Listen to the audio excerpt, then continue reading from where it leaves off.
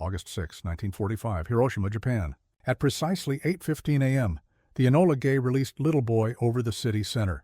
In one blinding flash, 80,000 people vanished. The mushroom cloud rose 40,000 feet into the clear morning sky, visible from 400 miles away. Japanese military leaders, studying damage reports in Tokyo bunkers, finally grasped what they had failed to understand since Pearl Harbor: America's true industrial and technological power. For 4 years, Japan's strategists had calculated based on traditional warfare, ships, planes, soldiers. They had seen American factories as distant concerns, American resolve as questionable. Admiral Yamamoto's warning that they had awakened a sleeping giant had been dismissed by those who believed in swift victory through decisive battles. But the atomic bomb was merely the final symbol of an industrial colossus that had been growing throughout the war. This is the story of how Japan's leadership discovered too late that they had fundamentally miscalculated their enemy's true strength.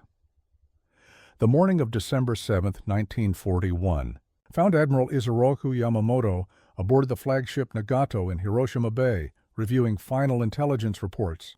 Radio operators relayed confirmation signals from the strike force approaching Hawaii. Yamamoto had designed the Pearl Harbor attack as a surgical strike: destroy the American Pacific Fleet, secure 6 months to consolidate Japanese conquests, then negotiate peace from a position of strength. The admiral understood America's potential better than most Japanese leaders. He had studied at Harvard, served as naval attaché in Washington, and witnessed American industrial capacity firsthand. In planning meetings throughout 1941, he had warned colleagues that Japan could fight successfully for perhaps a year. But if the war dragged on, American production would become overwhelming. His concerns were noted but largely dismissed by Army leaders who believed Japanese fighting spirit could overcome material disadvantages. Intelligence estimates placed total American aircraft production at approximately 12,000 units annually. Japanese factories were producing roughly 5,000 aircraft per year, a manageable gap, strategists reasoned. What those estimates failed to capture was America's capacity for rapid industrial expansion. Henry Ford's assembly line principles, idle since the Depression, were already being adapted for military production. Companies like Boeing, Douglas, and Lockheed were receiving massive government contracts to build new factories. On December 7th, as Japanese bombers struck Pearl Harbor, American industrial mobilization accelerated beyond any precedent in history. President Roosevelt immediately signed orders converting automobile plants to tank production, expanding shipyards, and commissioning aircraft factories. The attack that Japanese leaders hoped would cripple American resolve instead triggered the largest industrial expansion in human history. Within weeks of Pearl Harbor, Ford's Willow Run plant began construction, a factory that would eventually produce one B-24 bomber every hour. General Motors converted 8 automobile plants to aircraft engine production. Chrysler retooled to manufacture tanks. The sleeping giant that Yamamoto had warned about was awakening with a vengeance that would soon overwhelm every Japanese calculation. 6 months after Pearl Harbor, Lieutenant Commander Joseph Bryan stood in the Newport News shipyard, watching workers weld hull plates for the USS Essex. The new carrier design incorporated lessons learned from the earlier Yorktown class, but what truly distinguished the Essex program was its scale. The U.S. Navy had ordered 24 identical carriers, with standardized components that could be mass-produced across multiple shipyards. Japanese naval intelligence estimated American carrier construction at perhaps 4 to 6 new vessels by 1944. This estimate reflected traditional shipbuilding practices where each vessel was essentially custom-built. What Japan failed to grasp was America's application of mass production techniques to warship construction. Henry Kaiser's shipyards were simultaneously perfecting methods that would reduce Liberty ship construction time from 365 days to 42 days. The Essex-class carriers embodied this industrial revolution. Standardized designs meant that turbines built in New York could be installed in hulls constructed in Virginia. Electronics manufactured in California fitted perfectly into ships assembled in Philadelphia. Component interchangeability, the principle that had made Ford's Model T affordable for millions, was being applied to the most complex machines ever built. By mid-1942, American shipyards employed 1.7 million workers operating in 3 shifts around the clock. Welding techniques pioneered for skyscraper construction were adapted for ship hulls. Women entered the workforce in unprecedented numbers, learning to operate cranes, rivet guns, and precision machinery. The famous Rosie the Riveter was not propaganda, but documentary reality. American industrial culture was transforming as rapidly as its production capacity. Japanese planners, studying intelligence photographs of American shipyards, struggled to comprehend what they were seeing.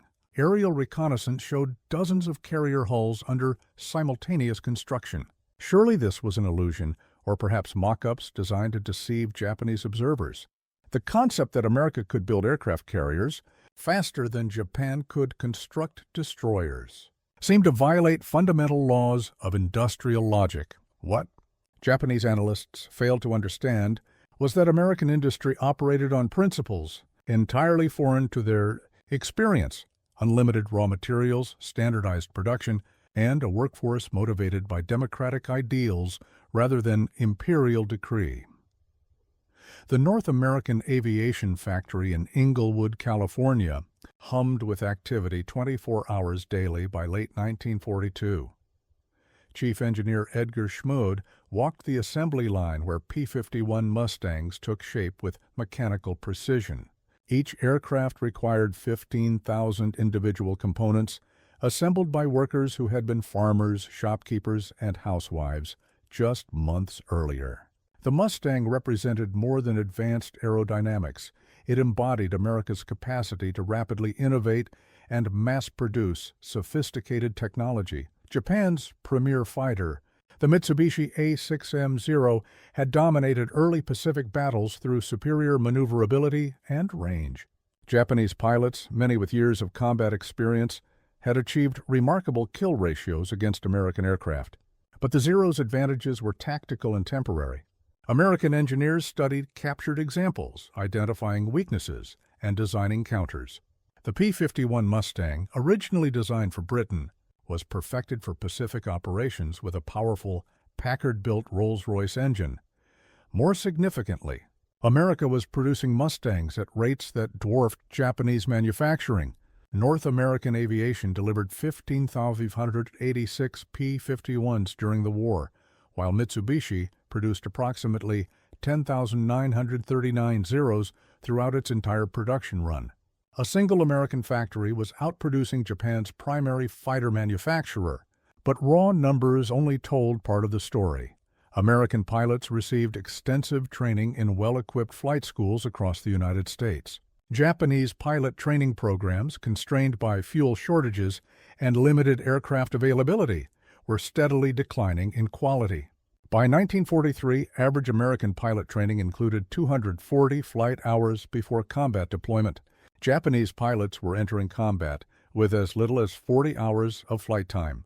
The technological gap was widening as well. American aircraft incorporated radar, improved radio communications, and sophisticated gun sights.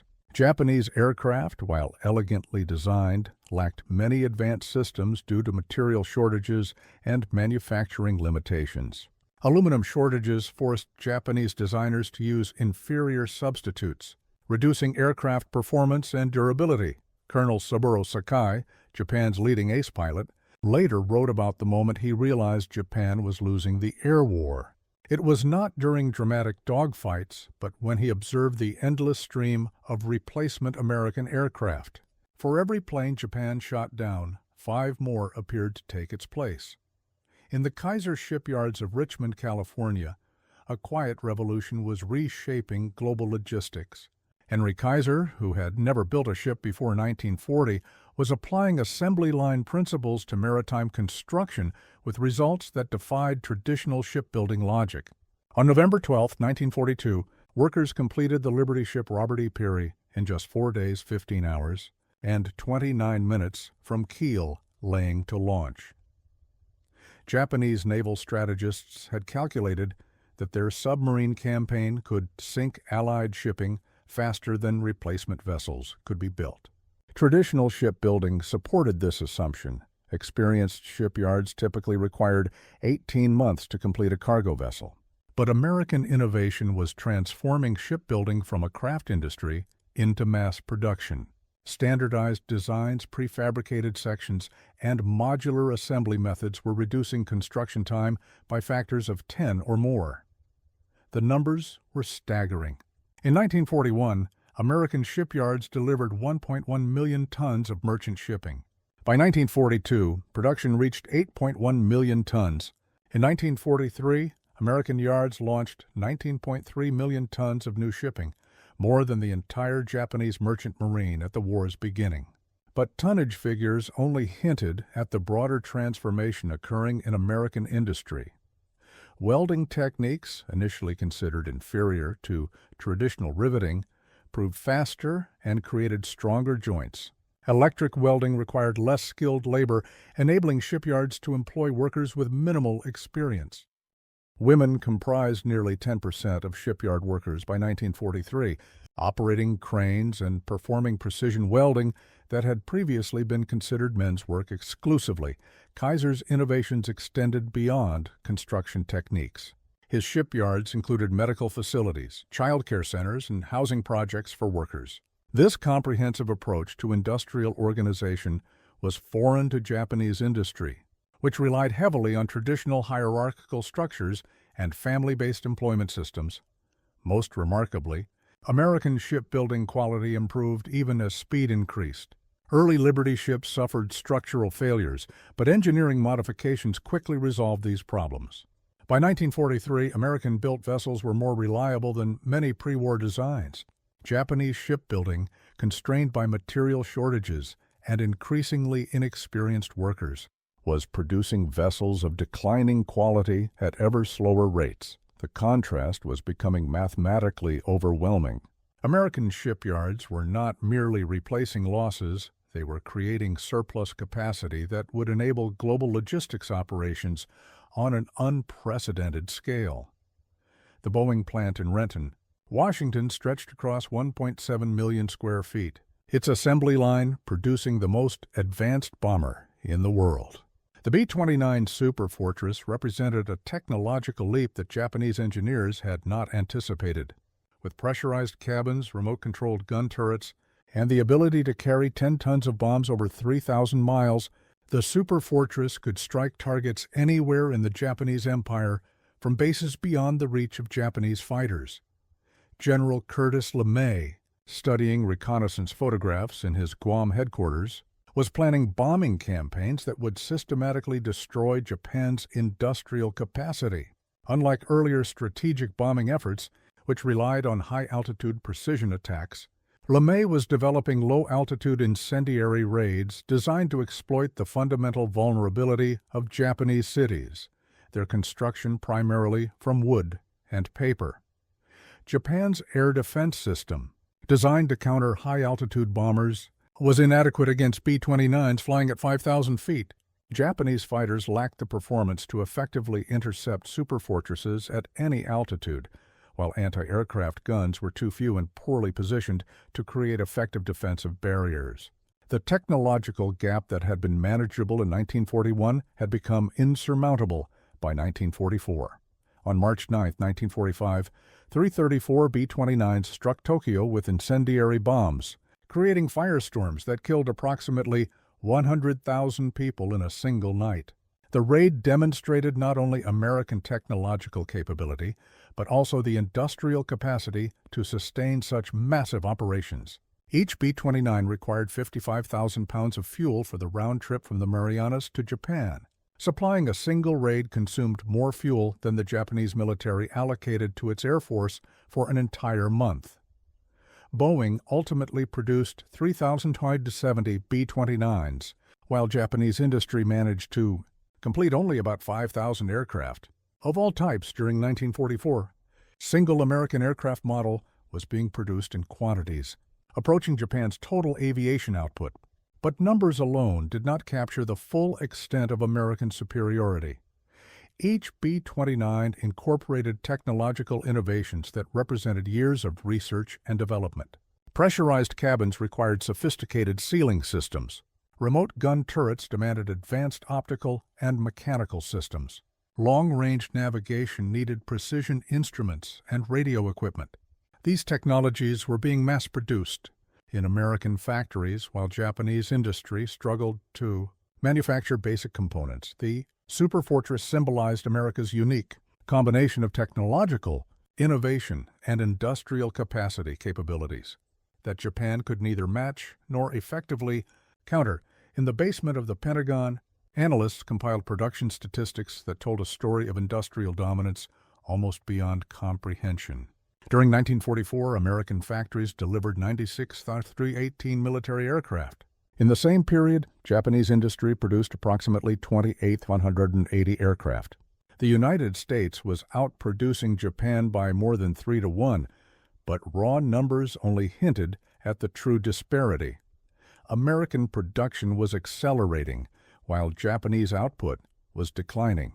Monthly aircraft deliveries from American factories increased from 2,600 in January 1942 to over 9,000 by July 1944. Japanese production peaked at approximately 2,800 aircraft per month in mid-1944, then began falling as raw material shortages and bombing damage crippled manufacturing capacity. Quality differences were even more significant than quantity disparities. American aircraft in 1944 incorporated advanced radar systems, sophisticated radio equipment, and precision armaments. Japanese aircraft were increasingly built with substitute materials. Aluminum shortages forced manufacturers to use steel components that increased weight and reduced performance. Critical systems like radios and navigation equipment were often omitted entirely to conserve scarce materials. Training aircraft production revealed the most telling statistics. American factories produced over 15,000 training aircraft in 1944, allowing pilot training programs to continue at full capacity. Japan produced fewer than 1,000 training aircraft, forcing flight schools to reduce training hours and eliminate advanced instruction. The pilot quality gap was widening even faster than the numerical disparity. Maintenance and logistics told similar stories. American aircraft factories produced abundant spare parts, enabling high operational readiness rates. Japanese aircraft were increasingly grounded for lack of replacement components. Fuel shortages further limited Japanese air operations. By late 1944, Japanese pilots were receiving less than 1/10 the flight training time of their American counterparts. The mathematics of industrial warfare were becoming undeniable. American factories were producing aircraft faster than Japan could train pilots to fly them.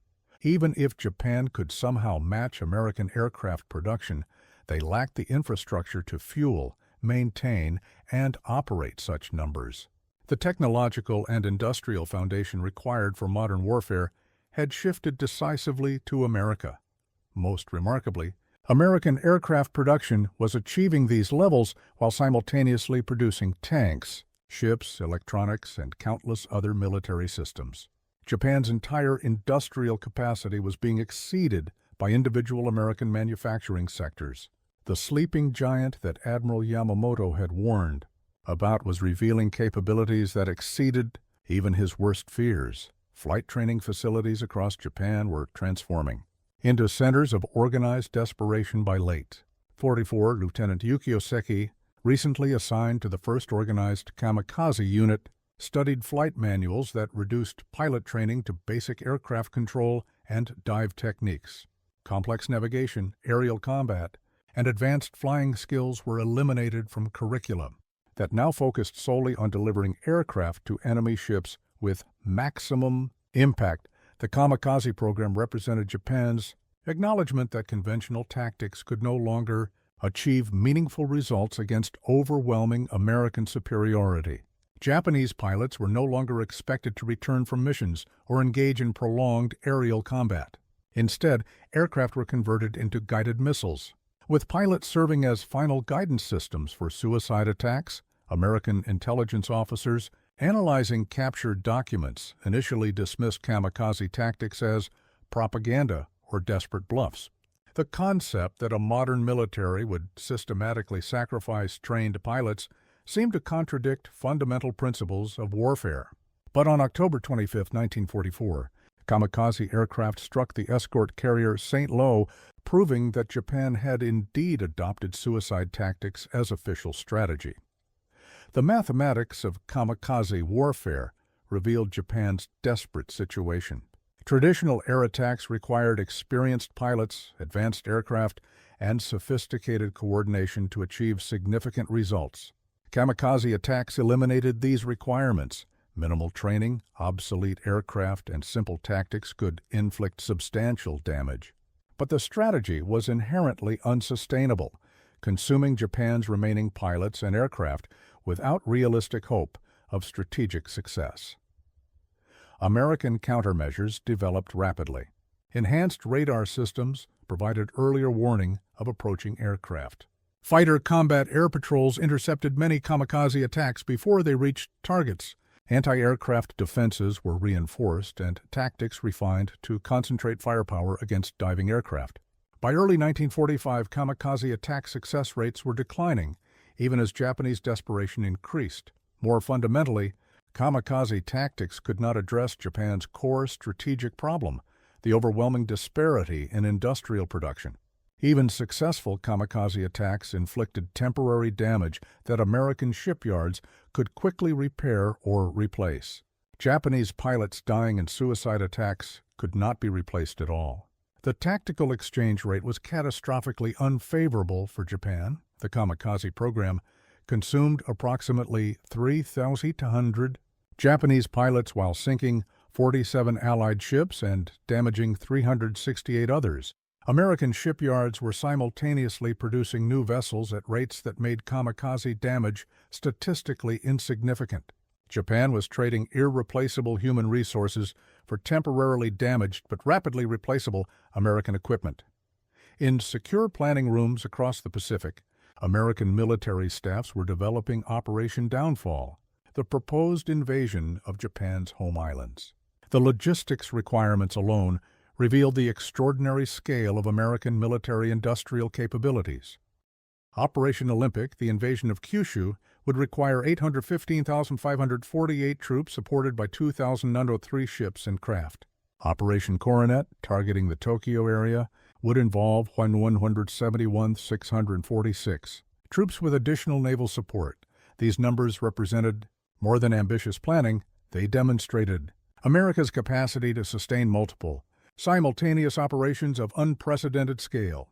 The invasion forces allocated to Japan exceeded the entire strength of most national armies. Supporting logistics would consume more shipping tonnage than many countries possessed. Yet American planners treated these massive requirements as achievable objectives within existing industrial capacity. Japanese military leaders, reviewing intelligence estimates of American invasion preparations, confronted mathematical realities that made effective resistance impossible. Japan's remaining military forces included approximately 2.3 million regular troops and 28 million civilian militia. But numbers meant little without adequate equipment, training, and logistical support. American invasion forces would be supported by 42 aircraft carriers providing 3,000 combat aircraft. Japan's entire remaining air force comprised fewer than 5,000 aircraft, most of which were obsolete training planes or damaged fighters lacking spare parts. The air superiority ratio would exceed 10.1 in favor of American forces, making coordinated Japanese resistance virtually impossible. Ammunition stockpiles revealed even starker disparities. American invasion forces would land with ammunition supplies calculated at 45 days of intensive combat operations. Japanese defenders possessed ammunition stockpiles sufficient for perhaps 10 days of sustained fighting. After that, Japanese forces would be reduced to improvised weapons and desperate last stands. Most telling were fuel calculations. American invasion forces would be supported by fleet oilers carrying 3.2 million barrels of fuel oil and gasoline. Japan's entire remaining fuel stockpiles totaled less than 1 million barrels, most of which was inaccessible due to transportation disruptions. American invasion forces carried more fuel than Japan's military possessed. The mathematical certainty of defeat was becoming undeniable to rational observers. Japan lacked the industrial capacity, raw materials, and logistical infrastructure necessary to resist invasion by forces of such overwhelming scale. Operation Downfall represented not merely military planning, but industrial dominance, translated into decisive strategic capability, even if never executed. The invasion plans demonstrated that Japanese resistance had become mathematically futile. Deep within the classified archives of Los Alamos, production reports documented humanity's entry into the atomic age. The Manhattan Project represented American industrial and scientific capabilities focused on a single objective: developing weapons of unprecedented destructive power. By July 1945, American scientists and engineers had successfully tested the world's first atomic bomb, demonstrating that theoretical physics could be rapidly translated into practical weapons. The project's scale defied conventional understanding of weapons development. Oak Ridge, Tennessee, employed 75,000 workers operating facilities that consumed more electricity than most American cities. Hanford, Washington, covered 586 square miles and employed 51,000 people producing plutonium. These installations represented industrial investments greater than many countries' entire military budgets. Japanese intelligence services remained completely unaware of atomic weapons development. While American scientists were achieving nuclear fission, Japanese research programs were struggling with basic theoretical questions. The technological gap that had characterized conventional weapons had become an insurmountable chasm in atomic physics. On August 6, 1945, the Enola Gay delivered Little Boy to Hiroshima with catastrophic precision. The explosion, equivalent to 15,000 tons of TNT, destroyed 60% of the city and killed approximately 80,000 people instantly. For Japanese leaders studying damage reports, the atomic bomb represented technological capabilities beyond their comprehension. 3 days later, Fat Man struck Nagasaki with similar devastating effect. The second atomic attack demonstrated that America possessed not merely a single prototype weapon, but production capabilities for multiple atomic bombs. Japanese military planners realized they faced an enemy capable of destroying Japanese cities at will, without risk to American forces. The atomic bomb represented more than advanced weaponry. It symbolized American dominance across the entire spectrum of modern warfare. While Japan struggled to produce conventional ammunition, America had mastered atomic physics. While Japanese scientists worked with basic laboratory equipment, American researchers operated industrial-scale nuclear facilities. The technological disparity had reached absolute levels. Emperor Hirohito, addressing his cabinet after Nagasaki, acknowledged that Japan faced a new and most cruel bomb that made continued resistance impossible. The atomic attacks achieved what years of conventional bombing had: not immediate recognition by Japanese leadership. That defeat was mathematically certain. American atomic capabilities represented the ultimate expression of industrial warfare, the capacity to transform scientific theory into weapons of unlimited destructive power. Japan possessed neither the scientific knowledge nor industrial infrastructure necessary to respond to atomic warfare.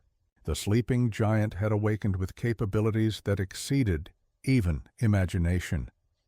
On September 2, 1945, General Douglas MacArthur stood aboard the USS Missouri in Tokyo Bay. Presiding over Japan's formal surrender, the ceremony represented more than military victory. It symbolized the triumph of American industrial democracy over Japanese imperial authoritarianism. Foreign Minister Mamoru Shigemitsu signed the instrument of surrender with visibly trembling hands, formally acknowledging Japan's unconditional defeat. The surrender documents contained language that reflected Japan's complete submission. We hereby proclaim the unconditional surrender to the Allied powers of the Japanese Imperial, General Headquarters, and of all Japanese. armed forces and all armed forces under Japanese control wherever situated. These words acknowledged not merely military defeat, but the collapse of Japan's entire strategic position. Japanese military leaders, assembled in formal uniforms for the final time, confronted the mathematical reality of their defeat. American naval forces surrounding Tokyo Bay included 23 aircraft carriers, 12 battleships, and over 400 vessels of various types. This single naval concentration exceeded Japan's entire remaining military capacity.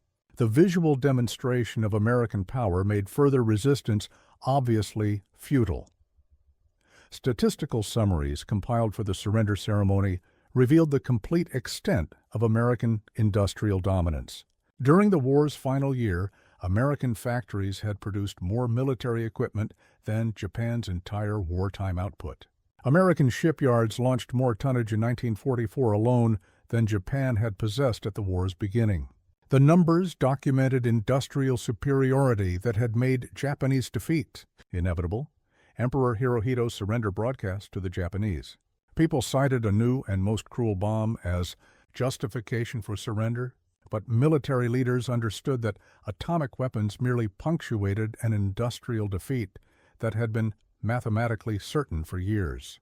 Japan's fundamental miscalculation had not been tactical or strategic. It had been industrial and technological.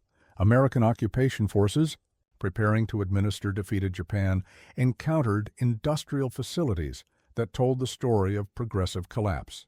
Japanese aircraft factories contained half-completed planes lacking engines due to metal shortages. Shipyards held hulls that could not be finished for want of steel and components. The infrastructure of modern warfare had simply disintegrated under pressure from American bombing and resource exhaustion. The surrender ceremony formally concluded a conflict whose outcome had been determined by industrial mathematics rather than military heroism. Japan's defeat represented the first complete demonstration of industrial warfare's decisive power, the capacity of democratic societies to mobilize material, resources on scales that authoritarian regimes could not match or counter. American industrial democracy had proven its superiority through production statistics rather than battlefield casualties. Within months of Japan's surrender, American economists and administrators were developing plans for Japanese economic reconstruction that demonstrated industrial capacities beyond mere warfare. The same organizational capabilities that had overwhelmed Japanese military production were being redirected toward rebuilding Japan's civilian economy. General MacArthur's occupation headquarters employed over 3,000 civilian specialists focused on transforming Japan's industrial based on American aid programs allocated resources to Japan that exceeded what Japan had spent on military production during peak war years. Food shipments alone totaled 3.5 million tons during the first 2 years of occupation, more agricultural products than Japan had imported during the entire war period. Medical supplies, industrial equipment, and raw materials arrived in quantities that Japanese planners had never imagined possible. The Marshall Plan, simultaneously rebuilding Europe, demonstrated American capacity to conduct multiple massive reconstruction projects while maintaining full military readiness and expanding domestic prosperity. The industrial machine that had overwhelmed Axis military production was seamlessly transitioning to peacetime construction and international aid. American factories that had produced tanks were manufacturing tractors. Companies that had built bombers were producing commercial aircraft. Japanese officials, studying American aid allocations, finally comprehended the true scale of American industrial capacity. The resources being donated to rebuild Japan exceeded Japan's entire pre-war gross national product. America was casually giving away more wealth than Japan had ever possessed, while simultaneously reconstructing Europe and expanding its own economy. The sleeping giant had awakened to reveal capabilities that transcended warfare entirely. Most remarkably, American Reconstruction aid included technology transfers that Japanese industry had been unable to develop independently. Advanced manufacturing techniques Quality control systems and production management methods were being shared freely with former enemies. The same technological advantages that had ensured military victory were being offered as gifts to facilitate peaceful competition. Japanese industrialists, studying American production methods firsthand, realized that their wartime defeat had been inevitable from the beginning. American industrial culture incorporated efficiency principles, worker motivation systems, and technological innovation processes that Japanese traditional methods could not match. The war had not merely been fought between armies, but between incompatible economic systems. By 1950, Japanese industrial production was approaching pre-war levels under American guidance and assistance. The Reconstruction demonstrated that American victory had resulted not from temporary military advantages, but from fundamental superiority in industrial organization and technological innovation. The capacity to overwhelm enemies in warfare was matched by the ability to rebuild them in peace. American industrial democracy had proven its superiority through generosity as decisively as through force. In the archives of the War Production Board, statistical summaries documented an industrial achievement unprecedented in human history. Between 1941 and 1945, American factories had produced 324,750 aircraft, 351 tanks, 87 20 warships, 44 billion rounds of small arms ammunition, and 5.8 million tons of bombs. These numbers represented not merely military production, but the transformation of an entire society for total war. The final statistics revealed mathematical superiority that had made Axis defeat inevitable. American aircraft production during 1944 alone exceeded Germany and Japan's combined output for the entire war. American shipbuilding in 1943 launched more tonnage than the Axis powers possessed at the war's beginning. Industrial democracy had demonstrated capabilities that authoritarian systems could not match. Most remarkably, American production had accelerated throughout the war, while enemy output declined. Monthly aircraft deliveries increased from 1,200 in December 1941 to over 9,000 by mid-1944. Tank production rose from 1,000 per month to 2,400 per month. Shipbuilding peaked at 1.75 million tons monthly. The industrial machine was gaining momentum, even as enemies were exhausting their resources. Quality improvements paralleled quantity increases. Early war American equipment had often been inferior to enemy designs, but continuous innovation rapidly reversed technological disadvantages. By 1945, American weapon systems incorporated radar, sophisticated electronics, and precision manufacturing that enemy forces could not match. Industrial superiority had enabled technological dominance. The human cost of victory had been proportionally minimal for American industrial power. Total American military deaths numbered approximately 407,000, fewer casualties than Japan suffered in single bombing raids during the war's final months. Industrial superiority had translated directly into force protection and casualty reduction for American forces. Post-war economic statistics revealed the true extent of American capabilities. Gross national product had increased by 70% during the war years, despite massive military production demands. Consumer goods production had actually increased in many sectors, while simultaneously producing unprecedented quantities of military equipment.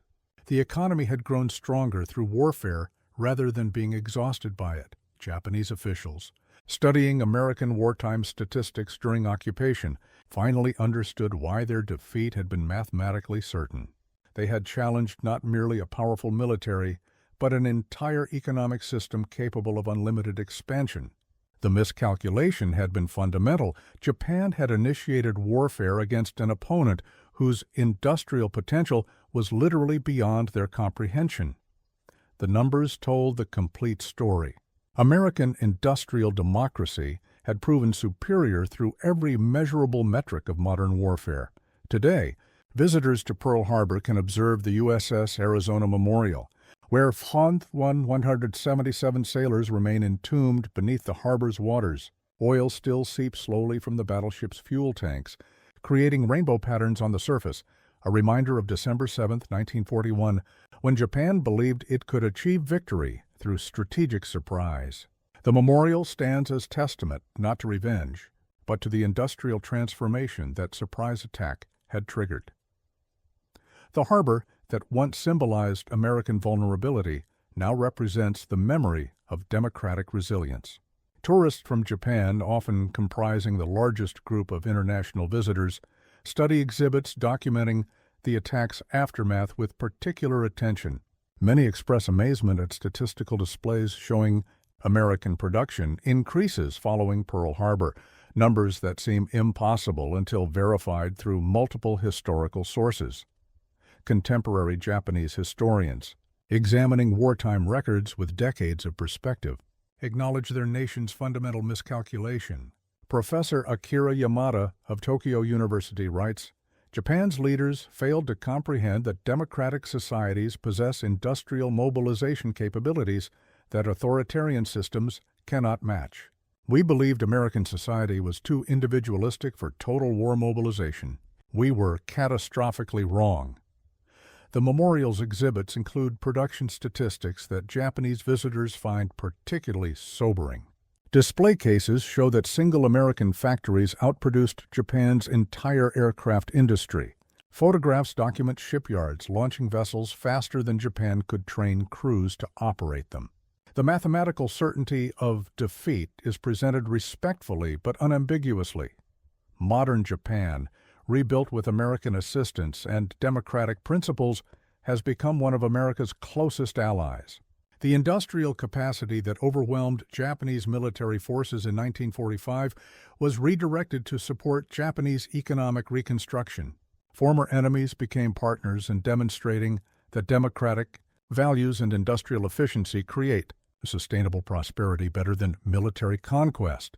The oil that continues seeping from the Arizona serves as a memorial to 2,400 Americans who died at Pearl Harbor, but also to the millions who died throughout the Pacific because Japan's leaders miscalculated American industrial potential. The surprise attack that was intended to prevent American intervention instead triggered the largest industrial mobilization in history. Standing beside the memorial, visitors can observe modern aircraft carriers entering Pearl Harbor, vessels whose sophisticated technology descended directly from wartime innovations that ensured democratic victory. The harbor that witnessed Japan's greatest tactical success became the symbol of America's strategic vindication. The memorial reminds us that industrial democracy, once fully aroused, possesses capabilities that exceed the imagination of those who challenge it. Freedom and prosperity, supported by industrial might, prove stronger than empire and conquest. What is your perspective on this part of history? Share your thoughts in the comments because every memory and reflection helps keep the past alive.